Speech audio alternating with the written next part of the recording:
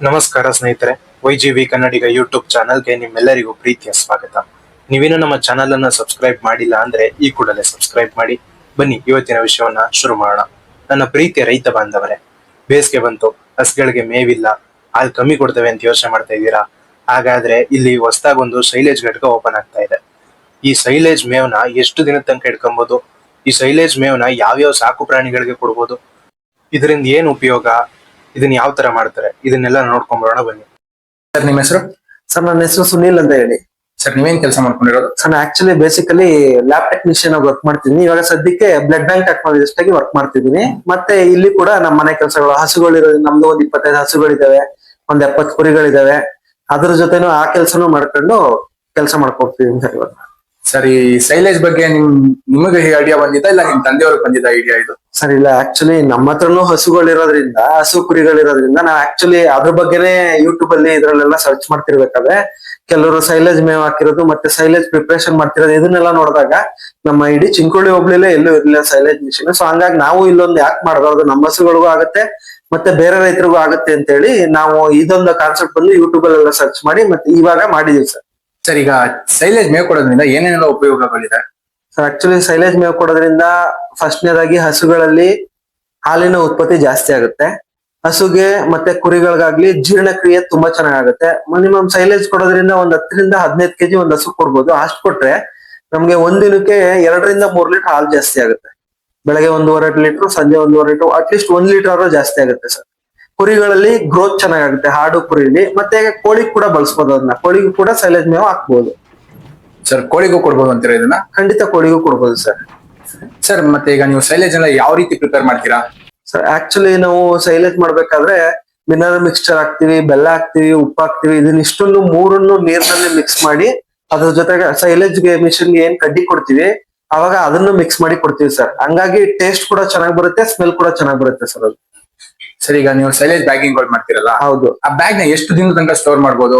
Sir actually ಅದನ್ನ 1 ರಿಂದ 1.5 ವರ್ಷದ ಗಂಟನೂ ಸ್ಟೋರ್ ಮಾಡೋದು ಸರ್. ಬಟ್ ಆದ್ರೆ ಏರ್ ಹೋಗ್ಬಾರ್ದು, ಏರ್ ಟೈಟ್ ಆಗಿರ್ಬೇಕು. ನಾವೀಗ ಒಂದ್ಸರಿ ಒಂದ್ 50 ಕೆಜಿ ಚೀಲ ತಗೊಂಡ್, ನಮ್ಮ ಅಲ್ಲ ಆಕ್ಚುಲಿ 50 ರಿಂದ 50 ಕೆಜಿ ಚೀಲಗಳಿರುತ್ತೆ. ಆ 50 ಕೆಜಿ ಚೀಲನ ಒಂದ್ಸರಿ ತೆಗೆದ್ಬಿಟ್ಟು ಒಂದ್ ಹಸುಗೋ ಕುರಿಗೋ ಒಂದ್ 5 ಕೆಜಿ 10 ಕೆಜಿ ತೆಗೆದ್ಮೇಲೆ ಅದನ್ನ ಆಕ್ಚುಲಿ ನೀಟಾಗಿ ಏರ್ ಟೈಟ್ ಮಾಡಿ ಇಡ್ಬೇಕು. ಆ ಏರ್ ಟೈಟ್ ಮಾಡಿ ಇಟ್ರೆ ಅಪ್ ಟು ನೀವು 1 ರಿಂದ 1.5 ವರ್ಷ ತನಕ ಇಡ್ಬೋದು ಸರ್. ಏರ್ ಟೈಟ್ ಮಾಡಿ ಇಟ್ರೆ 1 ರಿಂದ 1.5 ವರ್ಷ ತನಕ ಇಡ್ಬೋದು? ಖಂಡಿತವಾಗ್ಲೂ 1 ರಿಂದ 1.5 ವರ್ಷ ತನಕ ಇಡ್ಬೋದು ಸರ್. ಸರ್ ಈಗ ಟ್ರಾನ್ಸ್ಪೋರ್ಟ್ ವ್ಯವಸ್ಥೆ ಎಲ್ಲ ಹೇಗಿದೆ? ಸರ್ ಆಕ್ಚುಲಿ ನಾವು ಇವಾಗ ಸ್ಟಾರ್ಟ್ ಮಾಡಿರೋದ್ರಿಂದ ನಮ್ದು ಅಂತ ಸ್ವಂತ ಟ್ರಾನ್ಸ್ಪೋರ್ಟ್ ಯಾವ್ದು ವ್ಯವಸ್ಥೆ ಮಾಡಿಲ್ಲ. ರೈತರು ಏನಾದ್ರು ಕೇಳಿದ್ರೆ ಅಟ್ಲೀಸ್ಟ್ ನಾವು ಅವ್ರು ಬರ್ಲೇಬೇಕು ಅಂತ ಏನಿಲ್ಲ, ನಾವ್ ಇಲ್ಲಿಂದ ಹಾಕಿ ಕಳಿಸ್ತೀವಿ. ಅವ್ರದ್ದು ಏನ್ ಪೇ ಆಗುತ್ತೆ, ಅದು ಏನ್ ಬಾಡಿಗೆ ಇರುತ್ತೆ ಅದನ್ನ ಅವ್ರು ಪೇ ಮಾಡ್ಕೊಳ್ತೀವಿ ಸರ್. ಸರ್ ಇದು ಪ್ರತಿದಿನನೂ ಸಿಗುತ್ತೆ? ಈಗ ಏನಾದ್ರು ಈಗ ರೈತರು ಬರ್ತಾರೆ, ಈಗ ಸ್ವಲ್ಪ ಸಡನ್ ಆಗಿ ಸೈಲೇಜ್ ಬೇಕು ಅಂದ್ರೆ ಕೆಲವರು ತುಂಬಾ ಈಗ ನೀವೇ ಈ ರೀತಿ ಸಾಕೊಂಡಿದ್ರೆ ಅದೇ ತರ ದನ ಕರುಗಳು ಸಾಕೊಂಡಿರೋರು ಟನ್ ಗಟ್ಲೆ ಬೇಕು ಅಂದ್ರೆ ಆತರನು ಪ್ರೊವೈಡ್ ಮಾಡ್ತೀರಾ ಇಲ್ಲ ಲಿಮಿಟೆಡ್ ಆಗಿರುತ್ತಾ ಏನು? ಸರ್ ಖಂಡಿತ ಲಿಮಿಟೆಡ್ ಏನಿಲ್ಲ ಇದರಲ್ಲಿ. ನಮ್ಮ ಹತ್ರ ಪ್ರತಿದಿನ 365 ದಿನ ಸ್ಟಾಕ್ ಇರುತ್ತೆ. ಅವ್ರಿಗೆ ಎಷ್ಟು ಬೇಕೋ ಅಷ್ಟನ್ನ ನಾವು ಕೊಡ್ತೀವಿ ಸರ್. ಅವ್ರು ಎಷ್ಟೇ ಟನ್ ಸಪ್ಲೈ ಕೇಳಿದ್ರು ಅಷ್ಟು ಟನ್ ಖಂಡಿತ ಕೊಡ್ತೀವಿ ಸರ್. ಅವ್ರು ಎಷ್ಟು ಕೇಳಿದ್ರು ಅಷ್ಟನ್ನ ಕೊಡ್ತೀವಿ ಸರ್. ಅಂದ್ರೆ ಸರ್ ಅದಕ್ಕೆ ಏನಾದ್ರು ಡ್ಯೂರೇಷನ್ ಟೈಮ್ ಏನಾದ್ರು ಬೇಕಾಗುತ್ತೆ? ಈಗ 1 ದಿನ 2 ದಿನ ಟೈಮ್ ಸರ್ ಆಕ್ಚುಲಿ ನಮ್ಮ ಹತ್ರ ಇವತ್ತೇನೆ ಆಲ್ರೆಡಿ 10 ರಿಂದ 15 ಟನ್ ಕಡ್ಡಿ ಸ್ಟಾಕ್ ಇದೆ ಇವಾಗ್ಲೂ ಕೂಡ. ಸೊ ಅದ್ ಆಲ್ರೆಡಿ 10 ದಿಂದ 15 ದಿನದಿಂದ ಹೊಡೆದಿರೋದೆಲ್ಲ ಒಂದ್ 25-30 ದಿನ ಆಗ್ತಿದಂಗೆ ಅದನ್ನ ಸೇಲ್ ಮಾಡ್ತೀವಿ. ಈಗ ಹಳೇದೇನಿದೆ ಅದನ್ನ ಸೇಲ್ ಮಾಡ್ತೀವಿ, ಅದು ಹೊಡಿತಿರೋದನ್ನ ಇವತ್ತು ಹೊಡೆದಿರೋದನ್ನ ಸ್ಟಾಕ್ ಇಡ್ತೀವಿ, ಆ ರೀತಿ ಸರ್. ಅದೇ ಸರ್, ಅದೇ ಈಗ ಒಂದು ಟೋಟಲ್ ಸ್ಟೋರ್ ಯಾವಾಗ್ಲೂ ಇರುತ್ತೆ? ಖಂಡಿತ 365 ಡೇಸ್ ಸಿಗುತ್ತೆ ಸರ್. ಈಗ ನಾನೊಬ್ಬ ರೈತ ಆಗಿ ನಿಮ್ ಹತ್ರ ಬಂದು ಒಂದ್ 10 ಟನ್ ಬೇಕು ಅಂದ್ರೆ ಇವತ್ತೇ ನೀವು ಸಪ್ಲೈ ಕಳ್ಸ್ಕೊಡ್ತೀರಾ? ಖಂಡಿತ ಇವತ್ತೇ ಕಳ್ಸ್ಕೊಡ್ತೀವಿ ಸರ್. ಏನ್ ಡಿಲೇ ಆಗೋದಿಲ್ಲ? ಖಂಡಿತ ಇಲ್ಲ. ಯಾಕೆಂದ್ರೆ ನಮ್ಮ ಹತ್ರ ಸ್ಟೋರ್ ಮಾಡಿರ್ತೀವಿ ಆಲ್ರೆಡಿ. ಯಾಕೆಂದ್ರೆ ಇದು ಇವತ್ತು ಹೊಡೆದು ಇಲ್ಲಿ ಇವತ್ತೇ ಕೊಡೋಂತದಲ್ಲ, ಇದು ಪರ್ಮೆಂಟೇಶನ್ ಮಾಡ್ಬೇಕು, 40 ಡೇಸ್ ಹಾಕ್ಬೇಕು. ಸೊ ಹಂಗಾಗಿರೋದ್ರಿಂದ ನಮ್ಮ ಹತ್ರ ಆಲ್ರೆಡಿ ಸ್ಟಾಕ್ ಇರುತ್ತೆ. ಅದು ಖಾಲಿ ಆದಂಗೆ ನಾವು ಆಲ್ರೆಡಿ ಮತ್ತೆ ರೆಡಿ ಮಾಡಿ ಇಟ್ಟಿರ್ತೀವಿ ಸರ್. ಇದು ಮುಂಚೆನೆ 40 ದಿನ ಮುಂಚೆನೆ ಫರ್ಮೆಂಟೇಶನ್ ಮಾಡಿ ಪ್ರಿಪೇರ್ ಮಾಡಿ ಇಟ್ಟಿರ್ತೀರಾ? ಖಂಡಿತ ಸರ್. ಯಾಕೆಂದ್ರೆ ಇವತ್ತು ಹೊಡೆದು ಇವತ್ತು ಕೊಡೋಂತದಲ್ಲ ಇದು. ಸೊ 40 ದಿನ ಕಳಿಬೇಕು ಈ ಮೇವಿಗೆ, ಆವಾಗ್ಲೇನೆ ಅದು ಸೈಲೇಜ್ ಆಗಂತದ್ದು. ಸೊ ಹಂಗಾಗಿ ನಮ್ಮ ಹತ್ರ ಯಾವಾಗ್ಲೂ ಕೂಡ ಸ್ಟಾಕ್ ಇರುತ್ತೆ. ಸರ್ ನಿಮ್ನ ಕಾಂಟ್ಯಾಕ್ಟ್ ಮಾಡೋ ರೀತಿ ಹೇಗೆ?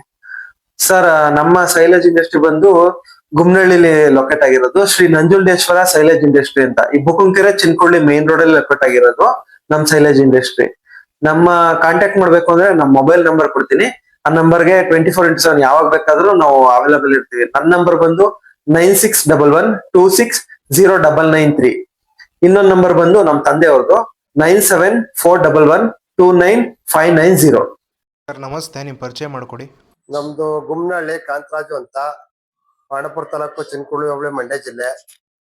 ಸೈಲೇಜ್ ಮೇವ್ನ ಎಷ್ಟು ಕೆಜಿ ಎಷ್ಟು ಕೊಡ್ತೀರಾ, ಮತ್ತೆ ನೀವು ಮನೆಗೆ ಏನಾದರೂ ಈ ಸೈಲೇಜ್ ಮೇವ್ನ ಸಪ್ಲೈ ಮಾಡ್ತೀರಾ ನಮಗೆ? ಮನೆಗೆ ಸಪ್ಲೈ ಮಾಡಿದ್ರೆ ರೇಟು ಜಾಸ್ತಿ ಆಯ್ತದೆ, ಇದು ಇದ್ರ ಚಾರ್ಜ್ ಬೀಳ್ತದೆ. ನಾವಿಲ್ಲಿ 7 ರೂಪಾಯಿ ಕೆಜಿ ಹಂಗ್ ಕೊಡ್ತಾ ಇವಿ. ಈಗ ಒಂದು ಚೀಲ 50 ಕೆಜಿ, 55 ಕೆಜಿ, 60 ಕೆಜಿ ಬರ್ತದೆ. ತೂಕ ಮಾಡಿ ಎಷ್ಟು ಕೆಜಿ ಬರ್ತದೆ ಅದ್ರಂತ 7 ರೂಪಾಯಿ ರೇಟಲ್ಲಿ ನಾವು ರೈತರ ಕೋಲ ಕೊಡ್ತಾ ಇದೀವಿ. ರೈತರ ಹತ್ರನೂ ಕಡ್ಡಿ ಏನೋ ತಗೊಂತೀರಾ? ರೈತರ ಹತ್ರ ಕಡ್ಡಿ ತರ್ಸಾಗ ನಾವು ಮಿಷಿನ್ ಮಾಡಿ ಮಾರಾಟ ಮಾಡೋದು. ಈಗ ಯಾರು ರೈತರು ವಿಡಿಯೋ ನೋಡ್ತಿರೋರು ಕಡ್ಡಿ ಕೊಡ್ಬೇಕು ಅಂದ್ರೆ ನಿಮ್ ಕಾಂಟ್ಯಾಕ್ಟ್ ನಮ್ ಮಾಡ್ಬೇಕು. ಕಾಂಟ್ಯಾಕ್ಟ್ ಮಾಡಿದ್ರೆ ನಾವು ಕಡ್ಡಿ ತಗೋತೀವಿ. ಈ ಕಡ್ಡಿ ತಗೊಂಡವ್ರಿಗೆ ನೀವೇನಾದ್ರು ಕಮ್ಮಿ ದುಡ್ಡು ಏನಾದ್ರು ಕಮ್ಮಿ ಮಾಡ್ತೀರಾ? ಇಲ್ಲ ಒಂದೇ ರೇಟ್, ಅವ್ರಿಗೂ ಅದೇ ರೇಟ್ ಏನ್ ರೇಟ್ ರೇಟ್ ಕಡ್ಡಿ ತಕೊಂಡ್ರೆ ನಾವು ಕಡ್ಡಿ ಹೊಡೆಸಿ ಮಾರಾಟ ಮಾಡೋದು. ಈ ಕಡ್ಡಿ ಯಾವ ತರ ಇರ್ಬೇಕು ನಿಮ್ಗೆ ಮಿಷನ್ಗೆ ಹಾಕ್ಬೇಕು ನಮ್ಗೆ ಅಂದ್ರೆ? ಕಡ್ಡಿ ಒಂದ್ 85ರಿಂದ 90 ದಿವಸ ಇರ್ಬೇಕು. ಅದು ಮತ್ತೆ ಆಗಿ ಈಗ ಹಾಲು ಕೆಂಪತ್ತಿರ್ಬೇಕು, ಕಾಳು ಮಮ್ಕುದ್ರೆ ಹಾಲು ಬರ್ಬೇಕು, ಕಡ್ಡಿ ಆ ತರ ಇರ್ಬೇಕು ಸೈಲೇಜ್ಗೆ. ಶ್ರೀ ನಂಜುಂಡೇಶ್ವರ ಸೈಲೇಜ್ ಇಂಡಸ್ಟ್ರಿ ಉದ್ಘಾಟನಾ ಸಮಯದಲ್ಲಿ ಶ್ರೀ ಶಿವಕುಮಾರ್ ಅವರು, ಮನ್ಮೂಲ್ ಸದಸ್ಯರು ಮಂಡ್ಯ, ಹಾಗೆ ಗುಮ್ಮನಹಳ್ಳಿ ಗ್ರಾಮ ಪಂಚಾಯಿತಿಯ ಮಾಜಿ ಉಪಾಧ್ಯಕ್ಷರು, ಹಾಲಿ ಸದಸ್ಯರಾದ GN ಶ್ರೀನಿವಾಸ್ ರವರು, ಗುಮ್ಮನಹಳ್ಳಿ ಹಾಲು ಉತ್ಪಾದಕರ ಸಹಕಾರ ಸಂಘದ ಅಧ್ಯಕ್ಷರಾದ ಪುರುಷೋತ್ತಮ್ ಮತ್ತೆ ಗ್ರಾಮಸ್ಥರು ಕೂಡ ಉಪಸ್ಥಿತರಿದ್ದರು.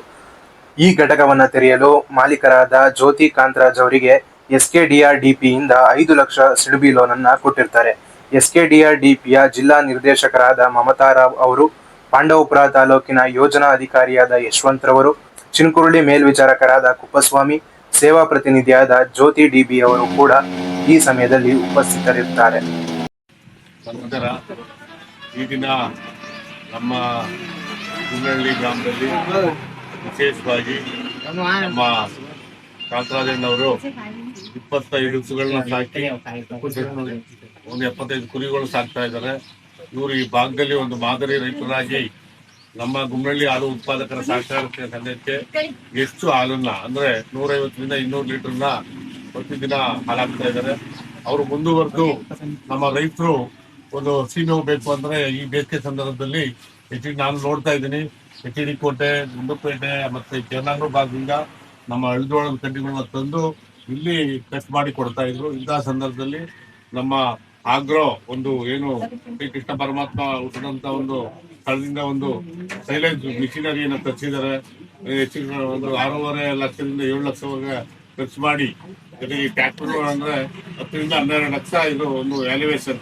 ಯಾಕೆಂದ್ರೆ ನಮ್ಮ ರೈತರಿಗೆ ಅನುಕೂಲ ಆಗೋ ದೃಷ್ಟಿಯಿಂದ ಅವರು ವೈಯಕ್ತಿಕವಾಗಿ ಜೊತೆಗೆ ನಮ್ಮ ಭಾಗದ ರೈತರು ಕೂಡ ಅನುಕೂಲ ಸೈಲೇಜ್ ಮಿಷಿನ್ ಒಂದು ಮಾಡಿ, ಅಂದ್ರೆ ಇವತ್ತು ಆಧುನಿಕತೆಗೆ ಅಂದ್ರೆ ಪ್ರತಿ ದಿನ ರೈತರು ಪ್ರತಿ ಒಂದು ಮನೆಯಲ್ಲಿ ಕೂಡ ಈಗ ನಮ್ಮ ಭಾಗದಲ್ಲಿ 1 ಹಸು, 2 ಹಸು, 5 ಹಸು ಇದೆ. ವಿಶೇಷವಾಗಿ 25 ಹಸುಗಳನ್ನ ಕಟ್ಕೊಂಡಿದ್ದಾರೆ. ಜೊತೆಗೆ ಈ ಸೈಲೇಜ್ ಮಿಷಿನ್ ಅನ್ನ ಇವತ್ತು ತಂದು ಉದ್ಘಾಟನೆ ಮಾಡ್ತಿದ್ದಾರೆ.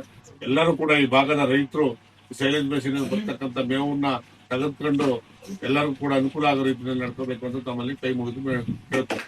ಇವತ್ತು ನಮ್ಮ ಗುಮ್ಮನಹಳ್ಳಿ ಗ್ರಾಮದಲ್ಲಿ, ಚಿನಕುಳಿ ಹೋಬಳಿ, ಪಾಂಡವಪುರ ತಾಲೂಕು ಗುಮ್ಮನಹಳ್ಳಿ ಗ್ರಾಮದಲ್ಲಿ ನಮ್ಮ ಕಾಂತರಾಜಣ್ಣನವರು ಇವತ್ತು ಒಂದು ಕಡ್ಡಿ ಕಟ್ ಮಾಡುವಂಥ ಮಿಷಿನನ್ನು ತಂದಿರ್ತಾರೆ.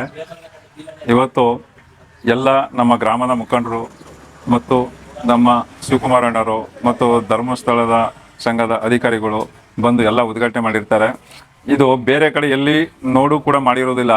ಇದು ಒಂದು ಯೂಟ್ಯೂಬ್ ಚಾನಲ್ನಲ್ಲಿ ನೋಡಿ ಇದನ್ನು ತುಂಬ ಅದ್ಭುತವಾಗಿ ಅದನ್ನು ತಿಳ್ಕೊಂಡು ಇವತ್ತು ಕಡ್ಡಿ ಕಟ್ ಮಾಡುವಂಥ ಮಿಷಿನನ್ನು ತಂದಿರ್ತಾರೆ. ಇದು ನಮ್ಮ ತಾಲೂಕಿನಲ್ಲಿ ಪ್ರಥಮ ಬಾರಿಗೆ ನಮ್ಮ ಗುಮ್ಮನಹಳ್ಳಿ ಕಾಂತರಾಜಣ್ಣನವರೇ ಪ್ರಥಮ ಬಾರಿಗೆ ಮಾಡಿರ್ತಾರೆ. ಇದು ಎಲ್ಲರಿಗೂ ಕೂಡ ತುಂಬ ಅನುಕೂಲವಾಗೋ ರೀತಿಯಲ್ಲಿ, ಬಟ್ ಇದು ನಮ್ಮ ಗುಮ್ಮನಹಳ್ಳಿ ಗ್ರಾಮಕ್ಕೆ ಅಂತಲ್ಲ, ನಮ್ಮ ಪಂಚಾಯಿತಿ ವ್ಯಾಪ್ತಿನಲ್ಲಿ ಆಗ್ಬೋದು, ಬಟ್ ನಮ್ಮ ತಾಲೂಕಿನ ವ್ಯಾಪ್ತಿನಲ್ಲಿ ಆಗ್ಬೋದು, ಎಲ್ರಿಗೂ ಕೂಡ ತುಂಬ ಅವಶ್ಯಕತೆ ಇರುವಂಥ ವಸ್ತು ಇದು. ಆದರೂ ಕೂಡ ತುಂಬ ಅದ್ಭುತವಾಗಿ ಇವತ್ತು ನಮಗೆಲ್ಲ ತುಂಬ ಖುಷಿ ಆಯಿತು.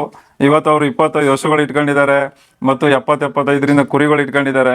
ಬಟ್ ಅವರನ್ನ ನೋಡಿ ಮತ್ತು ನಮ್ಮ ಯೂಟ್ಯೂಬ್ ಚಾನಲ್ ಎಲ್ಲ ನೋಡಿ ಇವತ್ತೊಂದು ದಿನ ನಾವು ಕೂಡ ಮುಂದೊಂದು ದಿನದಲ್ಲಿ ಇದೊಂಥರ ಅವಕಾಶದಲ್ಲಿ ನಾವು ಮಾಡಬೇಕು ಅಂತ ಹೇಳಿ ಎಲ್ಲ ನಮ್ಮ ಗ್ರಾಮದ ಮುಖಂಡರುಗಳು, ನಮ್ಮ ಗ್ರಾಮದ ಎಲ್ಲ ಯಜಮಾನರುಗಳು, ಯುವಕರುಗಳು ಹೆಚ್ಚಿನ ರೀತಿಯಲ್ಲಿ ಇನ್ನು ನಾವು ಇದಕ್ಕೆ ಒತ್ತು ಕೊಡಬೇಕು ಅಂತೇಳಿ ಕಾಂತರಾಜಣ್ಣನವರು ಇವತ್ತು ಪ್ರಥಮ ಬಾರಿಗೆ ನಮ್ಮ ಗುಮ್ಮನಹಳ್ಳಿ ಗ್ರಾಮದಲ್ಲಿ ತಂದಿರೋದಕ್ಕೆ ಅವ್ರಿಗೆ ತುಂಬ ಹೃದಯದ ಧನ್ಯವಾದಗಳನ್ನು ನಾವು ಹೇಳಕ್ಕೆ ಇಷ್ಟಪಡ್ತೀವಿ.